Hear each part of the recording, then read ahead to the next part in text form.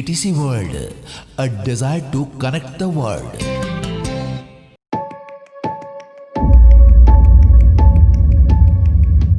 तो चलिए शुरू करते हैं आज का इंग्लिश का क्लास। इंग्लिश के क्लास में सबसे पहले हम रिकैप से प्रारंभ करेंगे और मुझे उम्मीद है कि आप लोग सभी खुशहाल होंगे और स्वस्थ होंगे।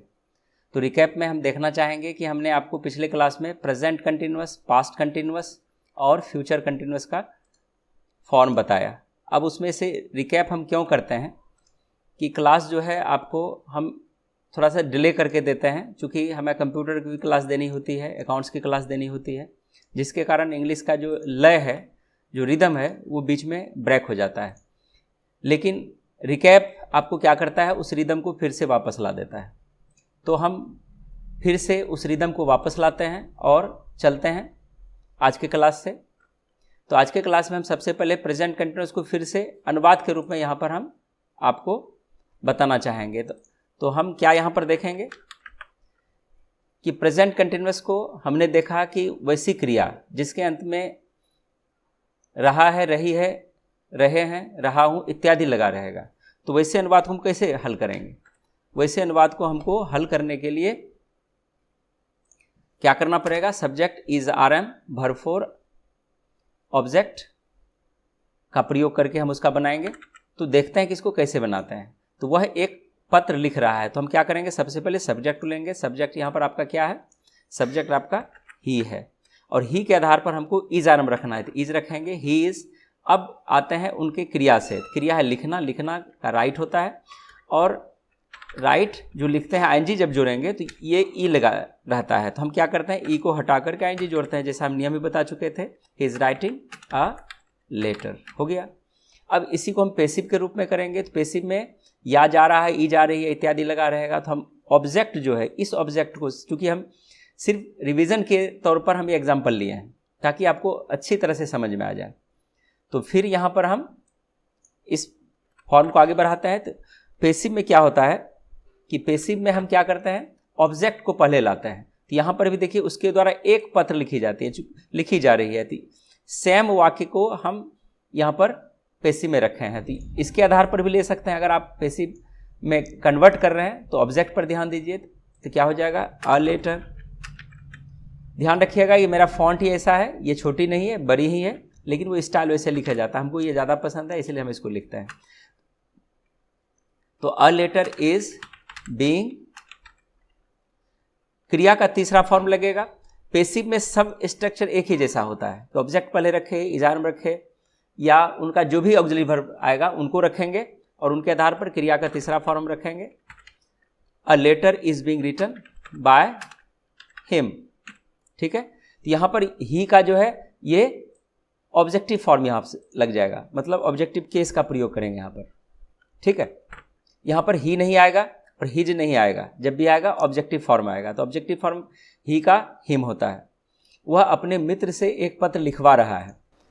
ही इज, अब क्या लगेगा? गेटिंग, और इसके बाद ऑब्जेक्ट क्या? अ लेटर रिटन बाय, अपने मित्र से, हिज फ्रेंड। हमको उम्मीद है कि आपको अपना अपनी का प्रयोग हम पिछले क्लास में रिवीजन किए थे। क्योंकि यहाँ पर ही है, ही के आधार पर हिज होगा। अगर यहाँ पर आई होता तो यहाँ पर हमको माई लिखना पड़ता। अगर यहाँ पर दे होता तो यहाँ पर दियर लिखना होता। तो ये मिस्टेक आप लोग नहीं करेंगे। अब सेम फॉर्म को हम पास्ट में लिखे हैं। अगर आपको प्रेजेंट का ये तीनों फॉर्म समझ में आ गया, वह एक पत्र लिख रहा है, इज़ राइटिंग अ लेटर, उसके द्वारा एक पत्र लिखी जा रही है। A letter is being written by him, वह अपने मित्र से एक पत्र लिखवा रहा है। He is getting a letter written by his friend. तो आप सिर्फ यहाँ पर क्या बदलेगा? इज़ या जो भी ऑक्सिलरी वर्ब इसके साथ लगेगा उसको बदलेंगे और उसको बदल के वॉज वेयर में लगा देंगे। तो ये बिल्कुल सरल है, यहाँ पर ज़्यादा आपको समझने की ज़रूरत नहीं है। अब वह एक पत्र लिख रहा था, इसका बनाएंगे he was writing a letter. He was writing a letter, उसके द्वारा एक पत्र लिखी जा रही थी। इसको कैसे बनाएंगे? A letter was being written by him, ठीक है। अब यहाँ पर देखिए वह अपने मित्र से एक पत्र लिखवा रहा था। वह अपने मित्र से एक पत्र लिखवा रहा था। He was getting a letter written by his friend। ठीक है, तो इस प्रकार से आप इसको बनाते हैं। अब इसी का हम आते हैं फ्यूचर फॉर्म में। वह एक पत्र लिखता रहेगा, तो क्या करेंगे यहाँ पर, वह एक पत्र लिखता रहेगा, ही विल बी, तो subject shall will be plus verb four का प्रयोग करेंगे, तो क्या हो जाएगा, he will be writing a letter. ध्यान रखिएगा, टेंस को बढ़िया से सीखना है। अगर टेंस नहीं जानिएगा तो आपको जो भी ग्रामेटिकल पार्ट है आगे, जैसे नरेशन है, टाइम एंड टेंस है, तो नॉर्मल स्ट्रक्चर आपको आना चाहिए टेंस का, और हर व्यक्ति को आना चाहिए। आप किसी कक्षा में पढ़ते हैं कोई दिक्कत नहीं है। टेंस आपकी सबसे कम्प्लीमेंट्री पार्ट है और कंपलसरी है, तो इसको पहले अंग्रेजी के लिए सीखिए और आगे बढ़ते रहिए। फिर देखिए यहाँ से हम क्या करेंगे, उसके द्वारा एक पत्र लिखी जाती रहेगी। तो चूँकि इसका पैसिव फॉर्म हम ग्रामेटिकल पार्ट में परीक्षा में नहीं आता है, लेकिन फिर भी आप इसके आधार पर इसको बना सकते हैं। तो उसके द्वारा एक पत्र लिखी जाती रहेगी, a letter will be being, खाली लगा देंगे, a letter will be being written by his friend. यहाँ पर हम कॉमन वाक्य लिए हैं ताकि आपको समझ में आए, और जो बनावट है हैंड आपको करना पड़ेगा, और हैंड नहीं होगा तो फिर दिक्कत होगा। तो इस कंपोजिशन को अच्छी तरह से आप समझें। वह अपने मित्र से एक पत्र लिखवाता रहेगा, यहाँ पर इसको हम लेते हैं, he will be getting a letter written by his friend. ठीक है, तो ये तीनों स्ट्रक्चर जो हम पढ़ाए थे आपकी रिकैप हो गई। इसको एक बार पढ़ देते हैं। वह एक पत्र लिखता रहेगा, he will be writing a letter, उसके द्वारा एक पत्र लिखी जाती रहेगी, a letter will be being written by his friend. वह अपने मित्र से एक पत्र लिखवाता रहेगा, he will be getting a letter written by his friend. तो हमको उम्मीद है कि आप रिकैप में तीनों स्ट्रक्चर को भलीभांति समझ गए। अब हम चलेंगे परफेक्ट फॉर्म पर, जो आप आज का टॉपिक है, इसको हम देखेंगे। यहाँ से रिकैप था जो हमने आपको पढ़ाया, उसी के आधार पर हम आपका रिकैप कर रहे थे। तो परफेक्ट टेंस के आधार पर प्रेजेंट परफेक्ट का अर्थ हुआ पूर्ण वर्तमान काल। This tense shows the action that has been fully completed in the present time. इसको हम एक बार फिर से पढ़ते हैं। This tense shows the action that has been fully completed in the present time. जिस काल से हमें यह ज्ञात हो कि कोई कार्य वर्तमान समय में पूरी तरह से समाप्त हो चुका है, वे पूर्ण वर्तमान काल की क्रिया कहलाती है। और इसको हम इस रूप में भी समझ सकते हैं कि वैसी क्रिया जो अभी अभी समाप्त हुई हो, हाल फिलहाल में समाप्त हुई हो, और उसका कुछ न कुछ पहचान मौजूद होता है, और क्रिया जो घटित हुई है वह क्रिया वर्तमान समय में ही हुई है, तो उसको भी हम घटित समाप्त हो चुकी है, लेकिन उसमें चुका है, चुकी है और या है, ये है लगने के बाद जो है वो प्रेजेंट फॉर्म में ही रह जाता है। ठीक है, तो इसमें भी एक्टिव, पैसिव और पॉजिटिव फॉर्म के रूप में हम इसको पढ़ेंगे। तो एक्टिव फॉर्म में इसकी पहचान हो जाएगी कि क्रिया के अंत में चुका है, चुकी है, चुके हैं, चुके हो, या है, ये है, ये हैं, ये है इत्यादि लगा रहेगा। तो कैसे बनाएंगे? सब्जेक्ट के बाद हैव हैज़ का प्रयोग करेंगे, क्रिया का तीसरा फॉर्म आएगा और ऑब्जेक्ट रखेंगे। मतलब यहाँ सिर्फ बदल रहा है ये वाला पार्ट। तो हैव हैज़ देखेंगे यहाँ पर। इसी तरह से पैसिव अगर करेंगे तो ऑब्जेक्ट V3 बाइजेंट पहले की तरह है, सिर्फ हम बता दिए थे ऑक्सिलरी वर्ब में परिवर्तन होगा। तो हैव हैज़ के बाद बीन लग रहा है, ऊपर में इज आर एम बीइंग लग रहा था, यहाँ पर हैव हैज़ बीन लगेगा। उसी तरह से पॉजिटिव फॉर्म में यहाँ पर देखते हैं तो पैसिव का एक बार पहचान देख लेते हैं कि क्रिया के बाद या जा चुका है, ई जा चुकी है, ये जा चुके हैं, या गया है, ई गई है, ये गए हैं इत्यादि लगा रहेगा। और पॉजिटिव में क्या होगा? इसकी पहचान वर्ब के बाद वा चुका है, वा चुकी है, वा चुके हैं, वो आ चुके हो, वाया है, वाई है इत्यादि लगा रहेगा। Subject have has plus got, object V3 by plus agent, ये प्रयोग करेंगे। तो यहाँ पर बदल रहा है, हैव हैज़ के बाद गॉट लगा, उसके बाद ऑब्जेक्ट आया, वर्ब 3 बाय एजेंट पहले से ही है जैसे हम लोग पढ़ते आए हैं। अब इसका निगेटिव करते हैं। निगेटिव में कुछ नहीं है, हैव हैज़ के बाद नॉट आ जाएगा, यहाँ भी तीनों में हैव हैज़ के बाद नॉट आ जाएगा और बाकी स्ट्रक्चर ज्यों का त्यों हो जाएगा। तो हमको उम्मीद है कि इसको आप अच्छी तरह से समझ सकते हैं। आप इसको नोटबुक में बढ़िया से फेयर कर लीजिएगा और इसका स्ट्रक्चर बढ़िया से सावधानीपूर्वक लिखना है। अगर कोई त्रुटि निकलती है तो आप मैसेज करके इसको हमको निर्देशित कर सकते हैं। आगे है इंट्रोगेटिव करेंगे तो हैव हैज़ को पहले रखेंगे। देखिए हैव हैज़ को पहले रखें, सब्जेक्ट अगर नॉट आता है तो सब्जेक्ट के बाद नॉट आएगा, V3 object not of interrogation. उसी तरह से पैसिव में हैव हैज़ के बाद ऑब्जेक्ट आएगा, not been verb 3 by plus agent, प्रश्न सूचक चिन्ह इसमें भी आएगा। उसी तरह से हैव हैज़ को पहले रखेंगे कॉजेटिव में भी और सब्जेक्ट के बाद नॉट का प्रयोग करेंगे और got plus object V3 by agent का प्रयोग करेंगे। इसी तरह से क्वेश्चन वर्ड आएगा तो क्वेश्चन वर्ड में सेम आएगा। ध्यान रखिएगा, ये जो हम लिखते हैं इसका मतलब है कि सेम स्ट्रक्चर क्वेश्चन वर्ड के साथ, या वो एक्टिव हो, पैसिव हो या कॉजेटिव हो, तो ये सेम स्ट्रक्चर इसके साथ पुट हो जाती है। आप इसको अलग अलग 3 स्ट्रक्चर बना के लिख सकते हैं। अब यहाँ से आपको एग्जाम्पल के रूप में हम थोड़ा सा देते हैं। यहाँ पर है ट्रांसलेट इनटू इंग्लिश। तो I have written a letter, मैंने एक पत्र लिख चुका है या मैंने एक पत्र लिख लिया है। A letter has been written by me, मेरे द्वारा एक पत्र लिखी गई है। I have got a letter written by Ram, मैंने राम के द्वारा एक पत्र लिखवाया है। Have you read this story, क्या आपने इस स्टोरी को पढ़ा है। Has this story been read by you, क्या यह कहानी आपके द्वारा पढ़ी गई है। Have I not got this story written by Ram, क्या मैंने राम के द्वारा यह कहानी नहीं लिखवाई है।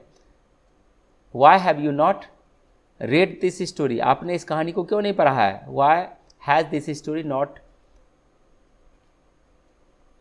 बीन, यहाँ पर बीन छूट गया है। पैसिव में ध्यान रखिएगा कि बीन का प्रयोग होगा। देख लेते हैं कहीं छूटा तो नहीं है। हाँ, बीन, तो इसको आपको बीन का प्रयोग करना है। तो क्या था, why has this story not been read by you. तो यहाँ तक हाफ हमने आपको गाइड कर दिया, हाफ आप अपने से कोशिश करेंगे। How have I not got this story written by Ram, I have taken my meal, some people have been invited in this meeting, I have made him understand, I have purchased a motorcycle recently, I have got you, I have not got you beaten, why have you not got your hair cut, he has got me sent to the jail। ये आपको इन सब वाक्यों को आपको हिंदी में convert करना है। तो एक बात हम यहाँ और बताना चाहेंगे जो हम यहाँ पर भूल गए। यहाँ पर जो हमने आपको ये रिकैप कराया है, इसका निगेटिव, इंट्रोगेटिव और क्वेश्चन वर्ड जैसे आपने पिछले क्लास में किया था उसी तरह से आप इसको बनाएंगे और उसको हमको सेंड करेंगे। और जो भी अनुवाद आ रही है, जैसे ये अनुवाद आपको दे रहे हैं तो ये अनुवाद आपको एक एक लाइन हिंदी लिख करके उसके नीचे अंग्रेजी आपको बनाना है। ये आपके लिए कंपलसरी है, ये आप भेजेंगे हमको। इसके बाद है change the following into passive form, इसको आपको पैसिव फॉर्म में यूज करना है। My father has taught me to be honest, they have invited some of his friends on his birthday party, have you not completed your task, I have not done this work on time, why have you not cleaned your rooms as usual, how have, अब देखिए यहाँ पर how have we not helped the poor people, आप इसको जो है passive में convert कर लीजिएगा। How have we not help the poor people. अब देखते हैं पास्ट परफेक्ट का फॉर्म। हम आपको तीनों फॉर्म को एक साथ ले रहे हैं ताकि एक ही पैटर्न होता है और एक्स्ट्रा समय देने के लिए आपको एक्स्ट्रा एनर्जी लगाने की आपको ज़रूरत नहीं होगी।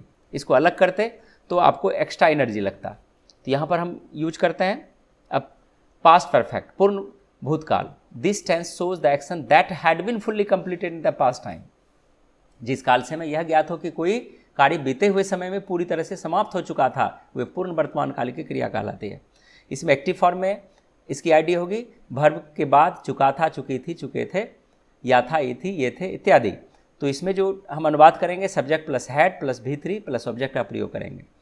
उसी तरह से पैसिव फॉर्म में इसकी आईडी हो जाएगी या चुका था, ये चुकी थी, ये चुके थे, ये जा चुके थे, या गया था, ये गई थी, ये गए थे इत्यादि। ठीक है, इसमें इसका स्ट्रक्चर होगा object plus had been plus verb 3 by plus agent. इसी तरह से कॉजेटिव आएगा तो इसका पहचान हो जाएगा वर्ब प्लस वा चुका था, वा चुकी थी, वा चुके थे, वाया था, वाई थी, वाए थे इत्यादि। तो सब्जेक्ट बाद had plus got plus object V3 by plus agent का प्रयोग करेंगे। तो नेगेटिव में हैड के बाद नॉट, इसमें तो कुछ एक्स्ट्रा देना ही नहीं है, और ऊपर में तो हैव हैज का टेंशन था कि हैव कहाँ रखना है, हैज कहाँ रखना है, यहाँ सिर्फ हैड। तो सब में हैड के बाद नॉट आ जाएगा, बाकी स्ट्रक्चर ज्यों का त्यों रहेगा।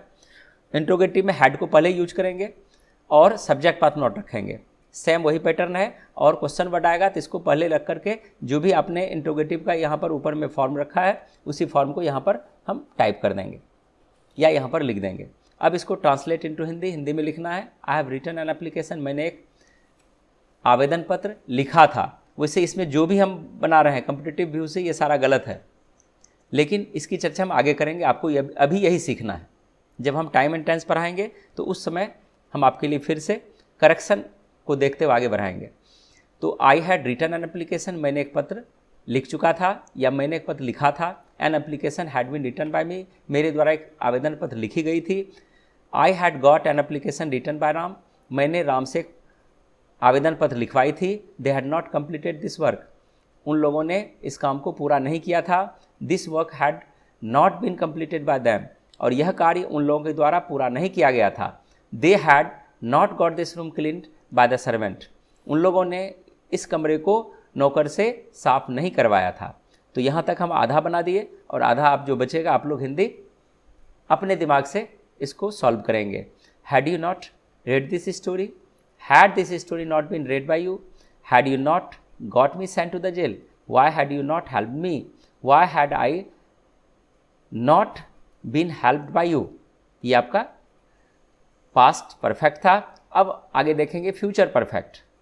हम चाह रहे हैं कि जल्दी जल्दी आपको टेंस आ जाए और टेंस के बाद जो भी एडवांस फॉर्म है उसको हम आपको बताएंगे। तो फ्यूचर परफेक्ट में इसकी डेफिनेशन क्या है, इसका मीनिंग क्या होता है, इसको हम आपको बता रहे हैं। तो फ्यूचर परफेक्ट का हिंदी हो गया पूर्ण भविष्यत काल, और इसकी परिभाषा है this tense shows the action that will have been fully completed in the future or coming time।